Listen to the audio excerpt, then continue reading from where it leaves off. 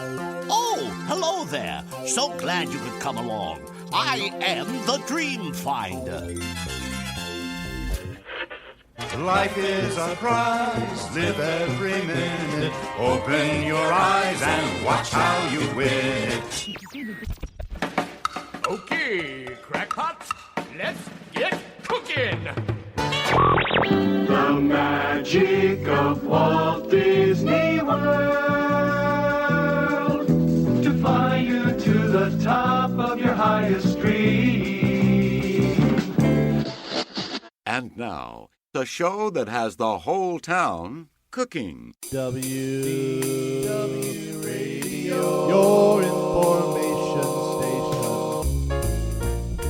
station. Hello, my friend, and welcome to the WDW Radio Show, your Walt Disney World information station and passport to the Disney parks, movies, and more. I am your host, Lou Mongello, and this week and every week, as we have been for the past 18 plus years, I want to help you have not just the best Disney vacation experience possible, but I also want to bring you a little bit of Disney magic wherever you are. Here on the podcast, my weekly live video on Facebook every Wednesday night, blog, events, weekly newsletter, and more. Please join the community and find everything at WDWRadio.com. Join me again this week as we continue our magical trip down memory lane, diving deep into the top 10 moments and incredible individuals who truly made a mark on the Disney legacy and helped shape the happiest company on Earth. Then stay tuned for our Disney Trivia Question of the Week and more updates at the end of the show. And if you like what you hear, please share the show and tell a friend. So sit back, relax, and enjoy this week's episode of the WDW Radio Show.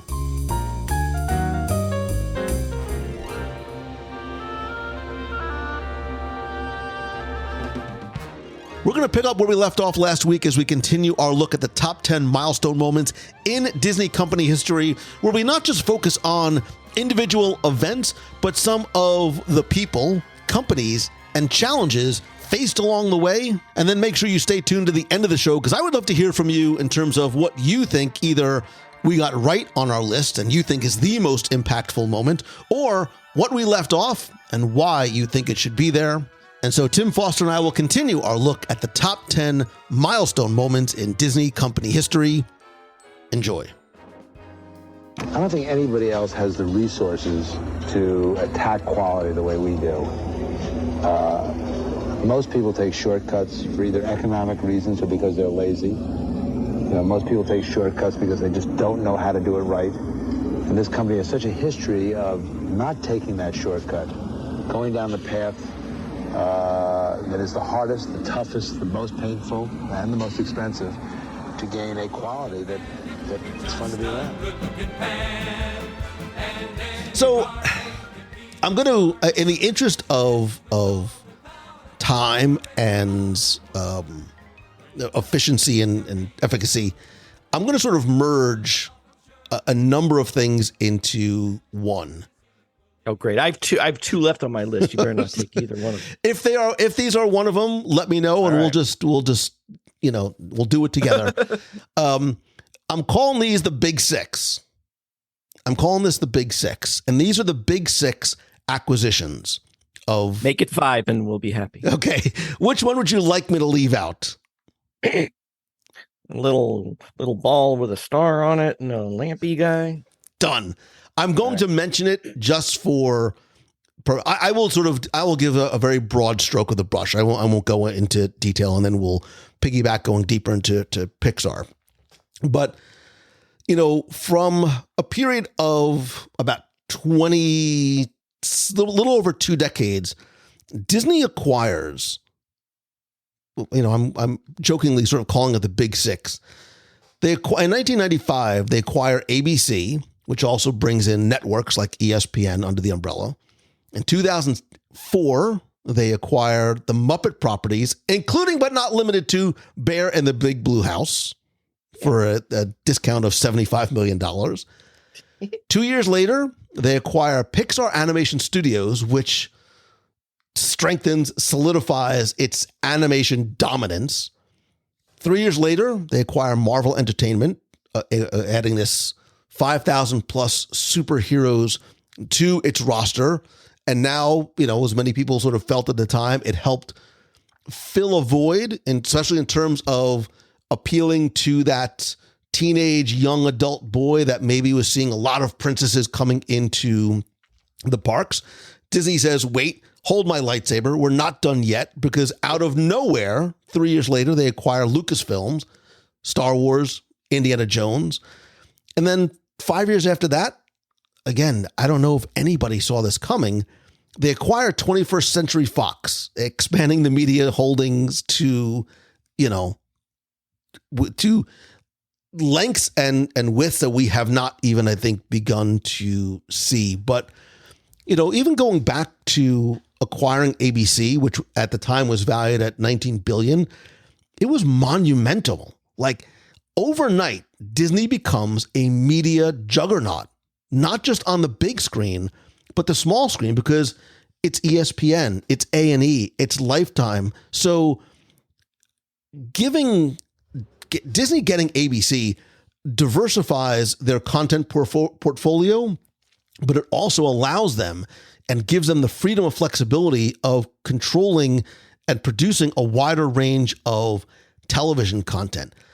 Also, overnight, they take over the sports broadcasting market, literally. Like, with one stroke of a pen, they are now the leader in sports broadcasting. Kids, you might not realize it because everything's online now, but at one point, ESPN was it. It is where you went for sports.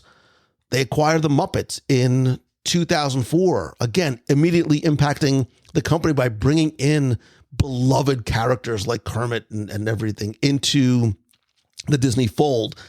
Yes, they produced, a number of Muppet projects. There was the theme park presence, merchandising, streaming. And I think there is this continuing, ongoing effort to revitalize and maybe even to a certain degree modernize the Muppet brand, making it more relevant to new generations. But these characters, Tim, have literally, timeless appeal. And yes, I said Big Bear in the Big Blue House because I loved it. I will skip over Pixar because I'll let you talk more about that. But yeah, you can talk about Pixar. Well, let's talk about it together. How's that? All right. Right. So 2006, $7.4 billion deal in this very, very smart move to consolidate Disney's position in animation, right? Because they already collaborated with Disney on Toy Story and Finding Nemo, but this was too the thing that helped to revitalize once again Disney animation. And, personal stuff aside, key figures like John Lasseter took on leadership roles within Disney and created and brought back this culture of innovation and creativity that might have been missing for some time within the company. Well, that's the thing. And it's fun sometimes to try and distill these big monumental milestones into a fun little story. And I have one. It's oversimplified, but I was going to lead my Pixar discussion by saying that one of those pivotal moments in Disney history was when Bob Iger in 2000, either late 2005 or early 2006, was in Hong Kong Disneyland watching Parade and realized that in the first 10 minutes of the parade, he didn't see a single Disney character. Mm-hmm. They're all Pixar. And that planted the seed in his mind that, the tough negotiations we've been having with Pixar lately, which didn't seem to be going anywhere, we need to make this happen. And they did. And the acquisition happened, as you said. And I just remember at the time, me and I'm sure many other people were going to Disney films.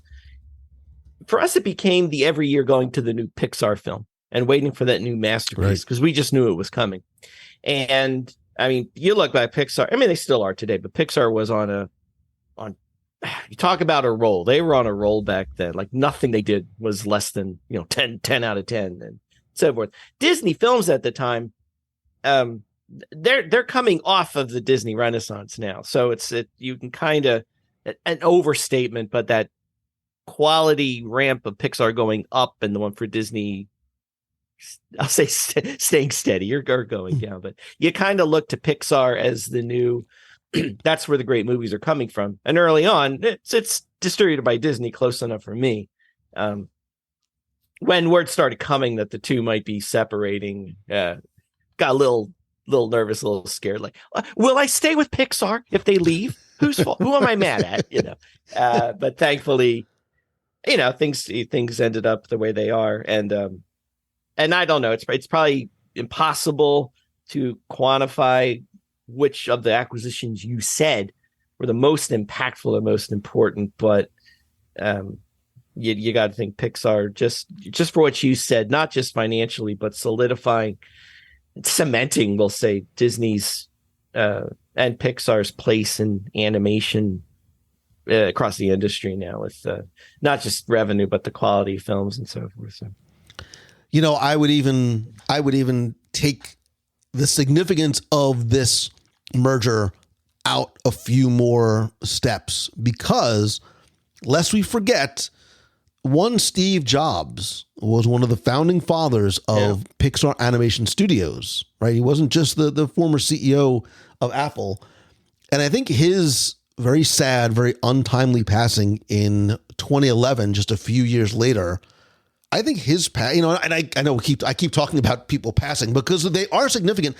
I wonder what the future and the relationship between Disney, not just with Steve Jobs, the person, the board member, the executive, but Disney and potentially Apple might have been going forward. I have to believe that there were conversations happening between Disney and Apple, not talking for any type of merger or acquisition or things like that, but a working together of the two companies because of the person that Steve Jobs was, because he was that same type of, and again, all respect intended to everyone, the same type of creative and visionary that a Walt Disney was, that some of these other executives were. And imagine the powerhouse that would have been created bringing the two families of Disney and Apple together in whatever form or fashion they might have been. The history of Disney is riddled with what ifs and what could have been. Yeah. But, and just to quickly touch on, again, Marvel Entertainment, the acquisition of Marvel in 2009, $4 billion. I remember it was right before D23 Expo. I've told my Kevin Feige story a million times, but the $4 billion deal, which at the time was just like inconceivable, was a discount, right? Because of what they got in the creation of the MCU and this, this phased approach to storytelling, which, Feige and Disney have this roadmap of content for years to come, and what it's done and what it's brought to Disney Plus. The same thing for Lucasfilm. George and Bob get together, and next thing you know, somebody's cutting a check for $4 billion to bring in. I always wonder how those conversations take place, but that's sort of what it was like. Again, we don't need to go into it. And I think the really interesting one, and one that we're just starting to, I think, scratch the surface of, was the acquisition of 21st Century Fox, which I don't, there was never like a rumor that this was happening in 2017 for $71.3 billion. Again, this vision of we need to bolster our already massive content library and bring in franchises, not just like Avatar, but connecting it to the Marvel X-Men. Fantastic Four is going to be this next iteration of where the Marvel Cinematic Universe is going. But, beyond the content, Tim, it provided Disney with additional production resources and international networks and a controlling stake in Hulu. So the reach in the entertainment industry and the opening of doors for potential crossovers and this rich content library is going to be.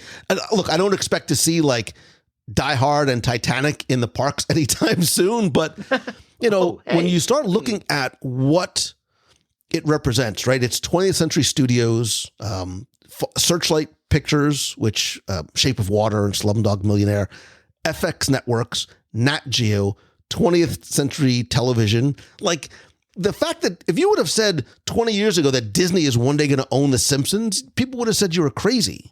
right? But this, I think it goes beyond just this idea of storytelling opportunities, but what the future is going to bring in terms of big screen, streaming potential, sequels and spin-offs and expansion in the theme parks is going to be very, very, very interesting.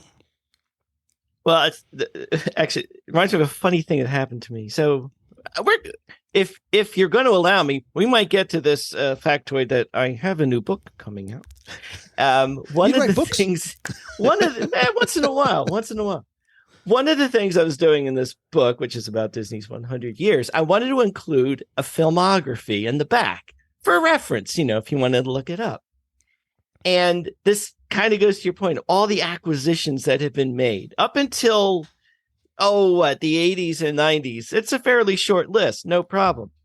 When I got after that, I realized if I were to comprehensively list every film that Disney and its acquisition partners has, that's an encyclopedia. So it's not in there. I didn't do it because it was ridiculous. But it's funny when you see the disparity, like pre-acquisitions this and post-acquisitions this. It kind of leads me to my next one, though, and I'm going to go sort of chronologically, but I'm going to go right up to the current day here, and I'm going to talk about the pandemic and how that affected the company on many levels. And so the easy part first, we know how it impacted. Well, obviously it impacted the company and the world in a tremendous way. Parks obviously closed. Greatly changed as the parks reopened, greatly changed how we tour the parks out of necessity as things were slowly opening, and Disney had to be careful with attendance and safety and all these protocols. Some things are coming back. Some things may forever be changed. And I guess time's going to tell what parts are going to stay, what parts will revert back to, I use quotes, normal. But there's no doubt that the way we toured the parks in some way will have changed permanently because of this. But I think more impactfully, and I think this is where I think the world is really anxiously waiting to see how this is going to turn out, is how the pandemic impacted the film industry, not just Disney, but everybody. And you mentioned Disney Plus earlier, just how the world went from going to theaters, that was our movie experience, to we're streaming pretty much everything, and we rarely go to theaters. I think I've been to theater twice in the last 3 or 4 years, and it would take a lot for me to go to a theater. I like my big TV and sitting in my jammies and having popcorn, and all of that. But the fact is, it's changed not just how movies are made, how we have series now, 6-part series instead of motion pictures, instead of 3-part films. This is kind of a new thing with streaming now, that we have these 6-part episodes or whatever. But how revenue is measured, how things are released, how contracts are done with the actors and directors and all of that. It just turned the industry upside down. And for Disney and everybody else, I feel like I think everyone's still waiting to see how it will play out in the end, and what the movie going paradigm will be going forward, because it's going to be wildly different than it was before.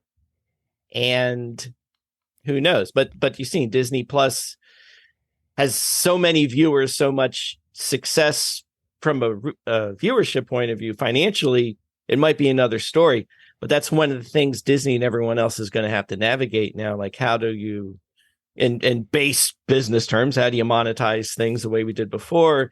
How can we maintain the success? How can we maintain the quality we've had? That's probably the biggest question we all have.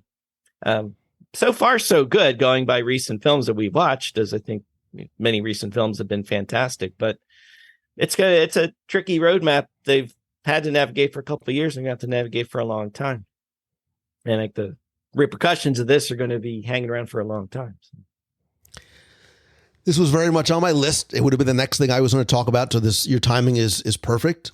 And this could be, a conversation all by itself And at first I said, we need to come back in March of 2030 and look at how, but assuming I even last that long, maybe we'll come back in March of 2025 and look at what 5 years post-pandemic look like. And I think sometimes because we lead with our hearts, I think as Disney fans, we forget about sometimes the business aspect of what is going on. And we all remember where we were when it happened, et cetera, et cetera. And that I remember I was in the parks. I was in Epcot when it happened, and they announced that they were closing, and they were literally pulling, cast members off stage and letting. I mean, it was just it was apocalyptic from a Disney perspective. And I sat down at Beach Club and went live, and I was with a couple of friends, and it was very emotional. It was a very, very sad time for us as Disney fans, and. We also need to look at it from the corporate perspective too, right? I sort of keep thinking about it from a business perspective. By April, the company's stock had fallen nearly 30%. And to say that the financial repercussions are still being felt, again, understatement, right? We all know what happened, right? The parks closed, all of the parks around the world, right? Closed. Thousands of cast members have to be laid off or furloughed or released due to the prolonged closures. Expansions are delayed. From a non-theme park or from a production perspective, right now, with movie theaters closed, Disney has to shift its focus towards streaming. Talk about the fortuitous timing of acquiring streaming service, acquiring the streaming service. But everything is delayed. ESPN, we just talked about how it was so impactful in terms of sports broadcasting. Live sports are canceled and postponed, and cruise line and travels and ABD. So there's this massive impact. We remember the phased reopenings. We remember the virtual queues and how empty and quiet the parks were, and this shift in content distribution strategy. Disney was just experimenting. They're trying to see what worked and what didn't, direct to streaming. Remember Soul came out on Disney Plus in Christmas of that year. What was planned to be, a major motion picture release had no other choice. It had to just be, broadcast on streaming. And the success of Disney Plus during the pandemic, might have led Disney to invest more heavily. Some people say almost too heavily in streaming content, because it's kind of the primary distribution channel for a lot of films or series, right? Because you're right, Tim. I think the movie-going experience has to change and become more experiential to get us off our couch with our own food, with Uber Eats, with our own bathrooms, to get us into the movie-going experience, right? Endgame wasn't going to the movie. It was an experiential.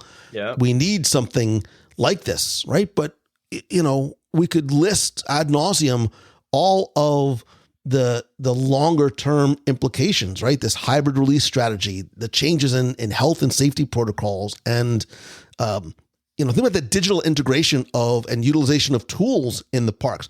Mobile food ordering and virtual queues just didn't exist before this. And now that we are comfortable with it, and I mean, not just comfortable using it, but comfortable with liking to use it, it's this negative thing might have turned into a sort of a guest satisfier through technologies. I think and look, there are, and I want to be very sensitive to this, because I understand that, and I hate the fact that things are not back to normal. And I mean that not just as a Disney guest and an enthusiast, but understanding things are not back to normal because every cast member that lost their job is not back to work. Every experience in the parks is not back. Look, they're still not back up to full staff, right? They're still not able to staff everything that they need to, which is why some experiences aren't back, why things are not open all the time, why we don't have Streetmosphere yet. I mean, there's a lot of things that have not sort of gone back to quote unquote normal. And I think that definition of normal has to change. Disney lost $2 billion with a B dollars plus as a result of the pandemic. I don't know that a lot of other companies could survive that. And, conversations about leadership could be a separate conversation, but I think it did, again, now that we're almost, 4 years after this, the pandemic did show Disney's ability to sort of adapt to unprecedented, beyond belief challenges, from, pivoting to streaming to reimagining the theme park experience, leveraging technology, not just on streaming platforms, but, in terms of mobile apps and using mobile apps for the theme park experience is really going to continue to influence the strategies for years to come. And, you never know how a company and its guests are going to respond to a crisis at this scale that nobody's ever seen before. And I think years from now, it would be interesting to look back to see how the trajectory and influence in terms of strategy in the post-pandemic world look, 5 and 10 years later. Yeah, we'll find out. This may, we talked about many tumultuous times in Disney's history. This is certainly one of them. And I think not the first time, but first time I recall, I'm in the middle of it and still waiting to see how the story ends in the very end. Although, and look, there was some good there was some good that came from it, right? I'm always going to be, I'm going to choose the good guy. So mobile ordering is great. Virtual queues and things like that are great. And some of the necessary adaptations have led to guest satisfiers and sometimes an overall better experience for us, because that's, we want things quick. We don't want to wait online anymore. We want to just put it in our phone and just walk up and get, our Woody's lunchbox handed to us. Oh, Woody's lunchbox. I know. I'm craving the tater tots right now. That's why it's the first thing that came to mind. Remember, you promised you were going to last till the 2030, so you got to cool it. I'm going to try my best. So, just out of curiosity, how many more do you have on your list? None. Okay. So I went a little bit out of order, and I'll say one last thing, and then I'm going to have a surprise question for you. Oh, me or everybody? Both. All right. Because our friend, the listener, is sitting with us around this virtual table. Screaming. Hopefully not saying, Mangello, you're an idiot. Hopefully enjoying and wanting to. And I want you to contribute to this conversation. I'll say it now. Call the voicemail, 407-900-9391, 407-900-WDW1. Share your thoughts about favorite milestone moments, or be part of the conversation over in the clubhouse at wdwradio.com/clubhouse. Again, history, legacy, hindsight will all reflect possibly differently or magnify things differently years from now. But I think an absolute milestone moment, and one that cannot be understated, is in 2005, the hiring of Bob Iger as CEO. His appointment as CEO, succeeding Michael Eisner as president and chief operating officer. Those acquisitions that we talked about, right? We talk about sort of the impact, the immediate impact on the company. Under his leadership, he acquires Pixar, Marvel, Lucasfilm, and 21st Century Fox. He brought our childhood, into the umbrella of the Disney company. I say half jokingly, if they just buy Magilla Gorilla, that's it. I'm done. That's everything from my childhood. Forget about, from a corporate perspective, the content portfolio and entertainment. It's all these characters and these stories that we love, right? That same type of visionary that, yes, and I mean this respectfully, I'm not comparing to, but I'm saying along the same, being a visionary like a Walt, who, when he was trying to expand, surrounded himself by the people who were the very best at what they did. He didn't necessarily acquire companies, but it would acquire people. Bob Iger did the exact same thing, right? We just talked about this recognizing this shift into the way people were consuming media He oversees the launch of Disney Plus, right? Going direct to consumers, making sure Disney is on the forefront and the cutting edge and relevance in this new digital age of how we consume. He expands the company not just domestically, but globally, right? Things like Shanghai Disney in 2016, making sure that the reach and the giant hug of Disney sort of expands to a worldwide market, and acquiring Pixar and those later changes at animation studios led to this next renaissance of animation. Again, history will show that things like Frozen and Moana were and are part of this new, we keep using the word renaissance, but that's sort of really what it is. And look, when Iger announced his retirement in 2019 and Bob Chapek succeeded him in early 2020, and say what you will about Bob Iger. I have had occasion to meet with him and speak with him very much off the record. And you want to talk about stepping into an unprecedented global environment during a pandemic that nobody would have been prepared for. But the fact that Iger decides to come back and help navigate the company through those challenges and starts to return to a more active role during the pandemic, right? He emphasizes, look, Chapek is in charge, but I want to help ensure a smoother transition and provide guidance during a very, again, tumultuous period of time. Nobody, I think, ever expected him to come back and take the leadership position once again. I think there's a lot of reasons why he did it. I think a lot of people expected him to, and he still may eventually go into politics, but the return of just when I thought I was out, they pulled me back in. I think the long-term legacy is going to be so fascinating to see years from now, because I think he's going to be recognized and remembered for his visionary leadership, right? He transforms Disney through these acquisitions. He ensures the company's relevance as the way we as consumers consume content, being relevant in this new age. Under his tenure, Disney's market value grew exponentially, like to the highest it had been at some points, again, which reflects the expanded content portfolio, the international presence. And I think more importantly, Tim, I think Bob Iger always emphasized and continues to emphasize, and I think we're starting to see this happen now, right now that he's been here for a little while.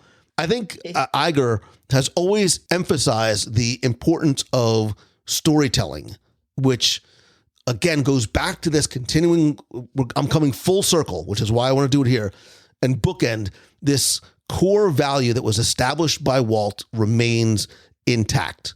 I think the decisions he has made have been transformative.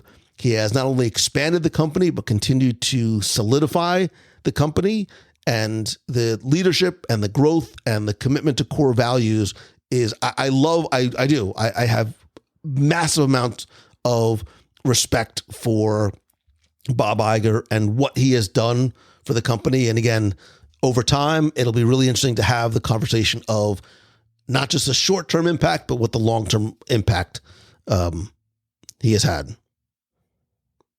You're saying I just checked my Disney stock. Got me all excited.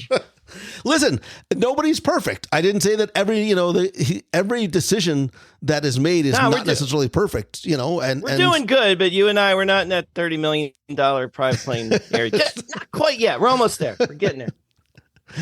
Look, and we also forget too, the CEO is not, he's not the only person that runs the company. There are boards of directors and shareholders that you have to be beholding to. And it's a very complicated thing, but I think his leadership and what he brings and represents. Look, when he came back to the company, Tim, not just guests, but I think even cast members just felt different. right? It felt good to have him back. There was a very different sort of emotion among cast members that I spoke to as well. I feel like at least and again, I'm not in the company or anything, but it made from a public perception on a very superficial level anyway, not dissimilar to when Steve Jobs came back, to Apple and that time. So I remember being an Apple person and yay, he's coming back. And yeah, I think we all felt that, like a sense of coming back to getting back on the right track, if you want to say that. And I'm with you. The what Bob Chapek fell into is, I don't see how anyone navigates out of there. He gets respect for doing the best he can, but I think we have optimism came at a good time when we all kind of needed it. We'll see what happens. Yeah, I mean, I think what unfortunately had happened was, Chapek just lost the confidence of not just guests, not just frontline cast members, but the board and the company's top leaders. And I think the board and Iger are very much in alignment in terms of setting the strategic direction of the company towards growth. And I think more importantly, saying, look, I was going to be here for a short period of time. It was extended a little bit more, but I think they are already ensuring who his successor is going to be to lead the company in the continuing positive direction after the completion of his 2-year term. Like that's what everyone wants, is just on a very basic level, that, and you hear this over and over again, of Disney, the company, continuing to maintain everything we love about the Disney company and the values and what would Walt do and all that. And that could be a very simplistic way to look at it, but you've talked about that. That's hard. That's why we do this. That's why we love Disney. That's something extra special. And having that reassurance of however well founded it is that they're back on the right track and we're going back to those things. And we're not going to just turn into yet another entertainment theme park. Everything's about the dollar kind of company. Makes everyone feel hopefully a little better. And I know that in the 100-year history of the company, there are a lot of other moments that we could have and should have talked about, but I think we actually might have had 10 in our top 10 list, which could have done that. It could be a first. It could very much be a first for us. And I certainly we want to hear from you, our friend who is listening, what you feel some of the other milestone moments that maybe we didn't get a chance to touch on are, and why, right? Why do some of these things have such a significant impact? But I'm also going to throw you a little bit of a curveball, Timmy Foster, because, as we had this conversation, we talked about individuals and we talked about products and places and moments from a corporate perspective and how it impacts all of those things. But in the 100-year history of the company, and more importantly, in the X number of year history of little Timmy Foster and Lou Mongello, I want to know what your personal milestone moment is, or moments. Like, just quickly from the top of your head, you think back to your Disney history, right? Your history with the company, the character, the brands, the places, the products, whatever it might be. Just close your eyes. Like, what's the first thing that comes to mind for you? I want this to be very sort of impulsive. Like, don't think about it. What's the first thing that comes to your mind, or first couple of things that come to your mind in terms of Tim Foster's milestone moments? It's an October evening. It's 1993, 4. One of those years. This is easy because I talk about it all the time. This is really the first time that me and my wife have been back, or actually together. First time I'd seen Epcot. I'd been to Disney once in 1972, but that was really it. That was the moment when not this company, this way of being, this magic place came to life for me. It's when went to Epcot at night. It was sort of new. I'd never seen anything like before. I've sort of heard about this thing, but I didn't know what it was. And so that right away, just my reintroduction to Epcot in 93 and Disney as a whole. is really what started me off on this whole path. That's a simple answer, because I really have it. My best night ever in Walt Disney World was that night. And it was just because, again, it was unlike anything I'd ever seen. It was beyond any expectation I had. And just knowing when I was there, knowing I would be back, and knowing it just spoke to me on a level that we know about. That's why we come back over and over again. So, and now I'm crying. Thanks. I got to get a tissue. That's a beautiful moment, and I appreciate you sharing. Yeah. I'll share my Timmy Foster Epcot sentimental moment. I remember. Wait, was it supposed to be a moment I had with you, Lou? Because there's a beaches and cream moment with a kitchen sink. But remember the time that you yelled at me at the Canada Pavilion while you were eating your Smarties? Very, very much so. And I hope that video you were eating your Smarties. Exists. I could see you standing by the phone booth on the second level, getting so mad at me because I was talking to Glenn during Illuminations. Yeah. You're like. What did I say? I think you used some very non-Disney Timothy Foster words. Well, besides that, the crux of my protest, you're ruining my magic, and you were. There, I'm trying to cry. I'm trying to sing along. We go on, and there you two are. I think the projection units are up in the tower in the Canada Pavilion. You ever notice that? Shut up.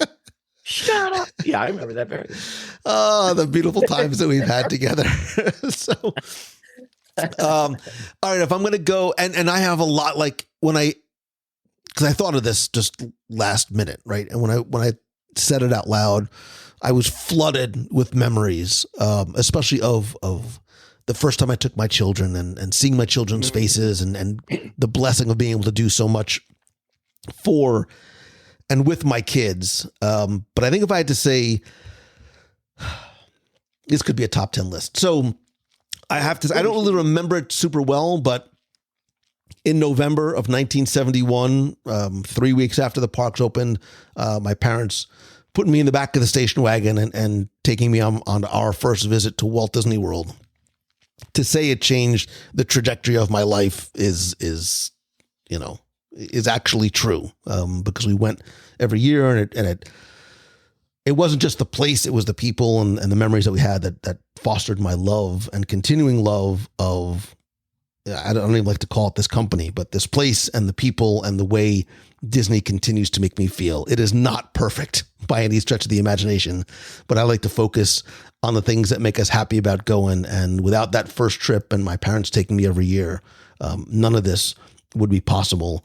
And from a none of this would have been possible perspective, July 30th, 2003, I know exactly where I was the day it happened and everything around it. I'm getting more emotional than I thought. Oh no. No. Sorry. It was it's before me, so I'm wondering where this is going. It was the day I signed my contract with my book publisher, The Intrepid Traveler, and sent it back to him. I was down in Marco Island with my parents, and we were all together as we signed it and sent it in. And it was that culmination of months of research and writing and work and like Walt, who inspired me to taking chances. And it just started this domino effect of writing the book that led to the site and the community and the podcast and the blessing of being able to do what I do and share it, and the people that I've met, including but not limited to you, Tim Foster. It literally was a life-changing moment. And I probably didn't realize it until right now when I said it out loud, just how much it really is. And sometimes, like Walt, we make these little decisions. Let's go rent a room in the back of the Realty and see what happens. And we make these small life-changing decisions that have impacts that we could never, ever fathom. So I am grateful. I am grateful to my mom and dad and to Walt and to you. I'm sorry. No, out there, a mouse fest and a young boy lost in the wilderness, wandering with this coil-bound mock-up of a book he's hoping to make, and there's that guy on the trivia book. I know you, and meeting you for the first time, and everybody else. So. Tim, I remember it. We were just talking before we started. I remember like that day, and there you were, you were this. I mean, you still are a sweet little. And we were in the Swan. It was like an early Mouse Fest in that tiny little, like dark, low ceiling room.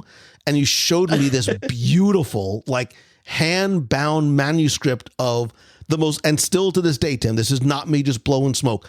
I still think that Guide to the Magic is the most beautiful, unique Disney book ever about the parks, like without question. I still have my Guide to the Magic books. I have my autograph books. I have all the different things. And I remember being like, and my publisher had a table like across the few tables away. And I this is the way I remember it in my mind. I sort of grabbed you by the arm and I was like, come with me. And I'm like, Tim Foster, you need to meet Kelly. Kelly and Sally, this is Tim. Like, sign him right away. Don't let him go to any other tables. Everything worked out the way it was supposed to work out, but who would have known, Tim, that here we are chance that chance meeting would lead to how many years ago? Wait a minute, let me do the math. Good Lord, are we? I don't know if I want you to do the math, but go ahead. Are we talking about nearly 20 years of? Yes. Wow. Yeah, I smell an event coming. Ooh. All right, we're gonna have to dig into our Rolodex, we'll have to figure planners and see when it was. Yeah. Oh, wow. Yes, we got to be close. It's Who would have ever guessed?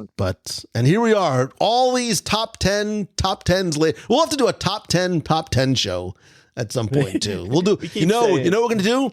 I'm gonna have you come on a live show one night, and we're gonna talk with people live about art, and we're gonna come up with the top 10 lists that we've done. Top 10 of the past nearly 20 years. So. Tim Foster, in your nearly 100 years of Guide to the Magic and celebrations, you continue to over deliver on the promises that you make to people with what you create in your books and the magazines. I know you've been working hard on stuff, but just quickly tell people where they can find you and all of the different stuff that you currently have available. Oh, I won't go through everything. Well, celebrationspress.com is where you can find us. And the big news, it's funny we're talking about 100 years of Disney memories because I just finished. We're actually waiting any day now. We should be getting our newest hardcover collector's book, Disney at 100, Century of Imagination. We go decade by decade, year by year, talk about all the milestones, significant events, special happenings in Disney's histories, special features on animatronics and the World's Fair and all of this stuff. So we're very excited about that. There's a free pin that goes with it, but that's available over at Celebrations Press. A free pin. We did a Disney 100 pin. We still have our Walt Disney World 50th anniversary book, our Epcot 40th anniversary book. They make a nice trio if you put them on your coffee table. And of course, Celebrations magazine. We're putting our winter issue together. That's always there and fun and exciting, and lots of other goodies at Celebrations Press. All good stuff. I will link to it in the show notes at WDWRadio.com. Little Timmy Foster, getting to know and do top 10s with you has been one of my great milestone moments in my Disney history, and these are fun. And if you have an idea for a top 10 that you would like us to cover, you can just email me, Lou at WDWRadio.com. Who knows, Tim, maybe we'll invite somebody to come and join us on a top 10 too. Ooh. What do you think of that? Great. That way I don't have to do as much. I knew it. Tim's like, whew, that's less research I need to do. Now I only need to come up with like 3.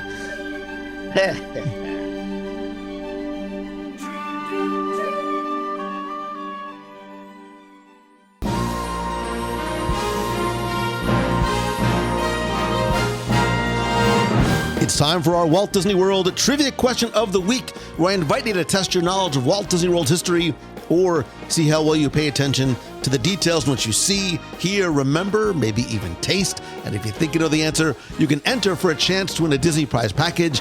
And this week's trivia contest is once again brought to you by you. And what I mean is that by being part of the WDW Radio Nation, you help bring every episode of the show to life, every live broadcast. They're all thanks to, by, for, with, and about you. And you can find out how you can help support the show for as little as $1 per month and get cool exclusive rewards every single month, like scavenger hunts, trivia quests. I do a monthly group video call, get access to our private Facebook group, there's shirts, stickers, monthly care packages, and more. And now, as of November going first, I've modified the levels a little bit, and some of these changes come directly from you because a bunch of you have asked if there was some way that I could make the new WDW Radio keychains available other than as a trivia contest prize, which right now is the only way you can win it. So I have decided to add the keychains and WDW Radio stickers to the bronze level package, and I'm now adding a WDW Radio pin to the silver level package, and I have some additional updates coming soon, so stay tuned. But more importantly, this is just my way to say thank you to you and for the love, support, friendship, and help that you give to me and to the show and to the community. I love being able to give back and thank you every month as well. I'd also like to thank some new and longtime members of the Nation family, including Susan, Kevin Lynn, Randy and Denise Jackson, John Tips, Efren Vasquez Amaya, and Dave Anderson. If you'd like to find out how you can help the show and get your monthly rewards, you can visit wdwradio.com/support. Now, before we get to this week's trivia question, let's go back, review last week's, and select our winner. So we're talking about the history of the Disney company, so I thought it was only appropriate to ask, what were Mickey Mouse's first ever on-screen spoken words? And first, if you entered, thank you very much for playing. And for some of you, getting very creative with your not necessarily correct answers, but definitely entertaining. And the correct answer is, of course, Hot dog, hot dog. Hot dog, hot dog. yes, Mickey Mouse is a man, or a mouse after my own heart, because his first words, like I hoped my children's would have been, was about food. It was, of course, hot dog, and he uttered those words back in the 1929 film, The Carnival Kid. That's Carnival with a K. And yes, that is Walt Disney voicing Mickey during this iconic moment. Obviously, if you have children, or are one yourself, or were one at some point, you know the connection to the song from Mickey Mouse Clubhouse. Anyway, I took all the correct entries, randomly selected one, and last week you were playing for a WDW Radio keychain and stickers and a mystery prize, and last week's winner, randomly selected, is Grace Albergo. So Grace, congratulations. I'll get your prize package out to you right away, and if you played last week and didn't win, that's okay, because here's your next chance to enter in this week's Walt Disney World-ish Trivia Challenge. So in addition to Disneyland and eventually theme parks around the world, Walt Disney actually wanted to build a non-theme park ski resort. What was the name of this proposed Disney vacation destination? Yeah, we've talked about this on past shows. The contest runs until Sunday, November 5th at 11:59 p.m. Eastern. All you need to do is go to WDWRadio.com, click on this week's podcast, use the form there, and this week you're going to play not just for the 3D keychain and the stickers and the pin, but I'm also going to throw in another bonus prize as well. So good luck and have fun.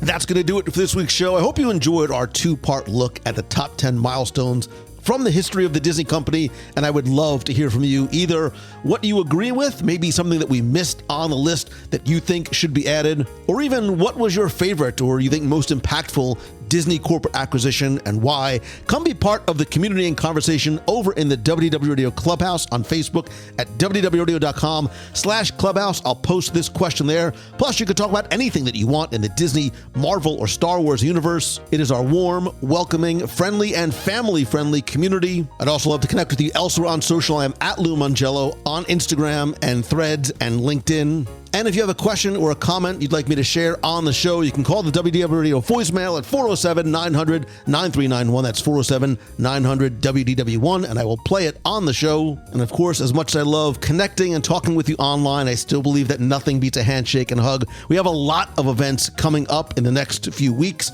next few months. This coming weekend is the Run Disney Wine and Dine Half Marathon. I and some other members of the WDW Radio running team will be cheering for the 10K and the half on Friday and Saturday at the Boardwalk Bakery. not just because it's an easy and convenient and obvious place to come over and say hi, grab, or give a sweaty hug, but of course it's the bakery. Our meet of the month is going to be Saturday, November 4th in the Magic Kingdom on Tom Sawyer Island at Aunt Polly's. You can find details over on the events page at WDWRadio.com. Next weekend, I'll be at the Swan and Dolphin Food and Wine Classic, my favorite foodie event of the year. I will definitely be there on Saturday night. I will try and be there on Friday as well. You can get your tickets at foodandwineclassic.com. If you've never been before, you've got to try it. If you have been before, you know exactly what I'm talking about. More than 150 wine and beverages from around the world. More importantly, you can stroll the causeway, which is not very crowded, by the way. There's live entertainment, a wide range of cuisines with Mexican, Italian, sushi, steak, seafood, and barbecue, all from the Swan and Dolphin restaurants, as well as a number of pop-up locations. There's also optional educational seminars. It is a wonderful time. Again, check it out at foodandwineclassic.com. We're also going to do WDW Radio Night at Jollywood Nights on Monday, November 20th. This is just a night that we can sort of pick to go and enjoy this brand new event, which I'm so excited for, together. Maybe I'll try and arrange a time and location where we can all meet up and say hi, maybe hit an attraction together. And to help you get to Jollywood Nights, coming up this week on Instagram, I'm going to give away not one, but 2 tickets to Jollywood Nights for Monday, November 20th. Follow along at Instagram.com/LouMangello to find out how you can enter for a chance to win. Plus, we have not one, but 2 cruises coming up. Our 5-night Halloween on the High Seas cruise on the Disney Magic, October 21st through the 26th, 2024, which also goes to Lighthouse Point, and our 7-night Western Caribbean cruise on the brand new Disney Treasure, February 8th through the 15th, 2025, Cozumel, Grand Cayman, Jamaica, Castaway Cay, Haunted Mansion Parlor, 20,000 Leagues Under the Sea, and Jungle Cruise themed lounges, the new Moana show, and some of the best dining you'll find at sea. To find out more about any or all these, go to WDWRadio.com, click on the events tab there. And if you want to find out more about any of our cruises or get a free no obligation quote from our friends over at Mousefan Travel, you can visit WDWRadio.com/cruises. And if you're ready to take your idea, your business, or conference to the next level and infuse a little bit of Disney magic into your event or business, I would love to be able to help. As a keynote speaker, I deliver customized presentations at events around the world, from startups to working with Disney Parks Experiences and Products and the Make-A-Wish Foundation of America. And my talks are more than motivational because they're packed with real-world, actionable content, and we dive deep into the lessons from the Disney Parks and the Walt Disney Company on customer service and leadership and storytelling and creating a Disney-like culture. So whether you are an entrepreneur, executive, student, or educator, I offer custom-tailored lessons that inspire and drive action, with topics ranging from achieving the ultimate customer experience with lessons learned from Disney Parks to storytelling, building community, and more. And if you're looking for personal and personalized guidance, I'm here for both one-on-one coaching sessions where we dive deep together and unlock your full potential, and I'm also launching my next weekly mastermind group in January, and I also have my Momentum series of events and workshops. Please visit LouMangello.com to learn more and reach out and get in touch, and let's go make some magic together. And when you're planning your next Walt Disney World, Disneyland, Disney Cruise Line, Aulani, or any vacation around the world, you can visit our friends over at MouseFanTravel.com for not just the best possible prices, all available discounts, but most important, the personal level of attention and service that every one of the MouseFan Travel advisors gives you as their client. You can reach out to them over at MouseFanTravel.com. And as always, my friend, and you are my friend, whether we have met yet or not, all I ask is that if you like the show, please help spread the word, tell a friend, invite somebody to listen and subscribe to the show, and rate and review the show over in Apple Podcasts or Spotify. I hope to see you this and every Wednesday, 7:30 p.m. Eastern for WDW Radio Live on Facebook. So until next time, I hope that this is your best week ever. I hope that you always don't just choose the good, but be the good, and that positive model and inspiration for others, because I promise you that positivity is contagious and you can be the person that helps to start that ripple effect. So until next time, happy Halloween. I love you. I appreciate you. See ya. Hey Lou, it's Christine Morrison from Flowertown, Pennsylvania. It's a beautiful day here, and I haven't called in a few weeks, and I just listened to your email episode with Becky from a few weeks ago, and her asking you what would you rather do, Disneyland Paris or The Wish, and I agree with you. It's a hard decision. I've never been to Disneyland Paris, so at first I thought that would be it. But then I had a really, really cool thought. It would be really awesome to get all of your immediate family and be in one of the royal suites or the tower suite on Christmas Day and do Christmas, and you can have Palo delivered to your room for dinner, and you just hang out, go in the atrium and see the characters. Everybody wakes up together in your Disney-themed matching pajamas on Christmas morning, and everybody's in tears, and you go to get some coffee. Oh, it would just be fantastic. That would be my dream. So anyway, have a wonderful day, and everybody make someone smile. Bye.